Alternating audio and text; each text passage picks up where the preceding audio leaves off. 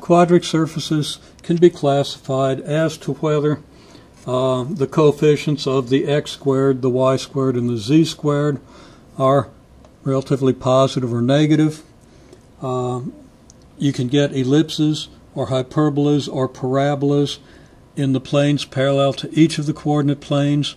and in the slices parallel to each of the coordinate planes. Now,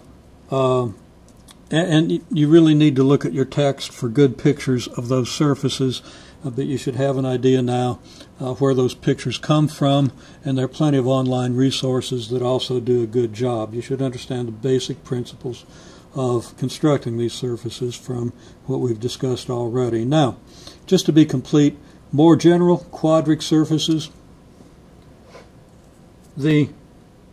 equation ax squared plus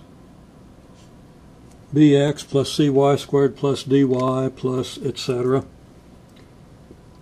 provided that a, c, and e, the coefficients of x squared, y squared, and z squared, are not 0, can be put into the form ax minus x naught squared plus c times y minus y naught squared plus e times z minus z naught squared plus h equals 0. We do this simply by completing the square on the x's, completing the square on the y's, and completing the square on the z's. And whatever we have to add to complete each square sums up to a number that has to be subtracted from g to get the number h. And if you're familiar and have reviewed the process of completing the square, it's not difficult to see how we get from this form to this form. Now, whether you see that or not, once we have the equation excuse me, in this form, we can do a change of coordinates, and we can let x prime equal x minus x naught squared, equals x minus x naught, y prime equals y minus y naught,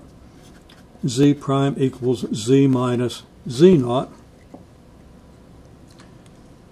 And with that change of variables, or that transformation, the equation becomes ax prime squared plus py prime squared plus cz prime squared plus h equals 0, which is just a quadratic surface in x prime, y prime, and z prime. Now, geometrically, that simply corresponds to taking the x, y, z coordinate system and taking the origin and translating it over to the point x naught, y naught, z naught. That's going to be the 0, 0, 0 point of our new coordinate system, so we can draw an auxiliary x prime, y prime, z prime set of axes, and we can proceed to construct this quadratic surface. Let's move that over a little bit so we can see the whole thing. We can proceed to construct this quadratic surface on this set of axes, and we'll be able to, if we can get a good sketch of it. All we've done is we've sketched a quadratic surface with elliptical or hyperbolic or parabolic cross sections here, and shown it in relation to the origin of our original x, y, z coordinate system where it's been transformed. You also know that by replacing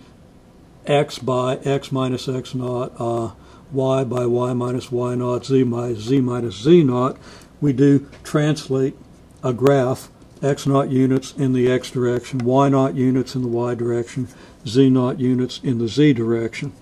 and that's completely consistent with this picture.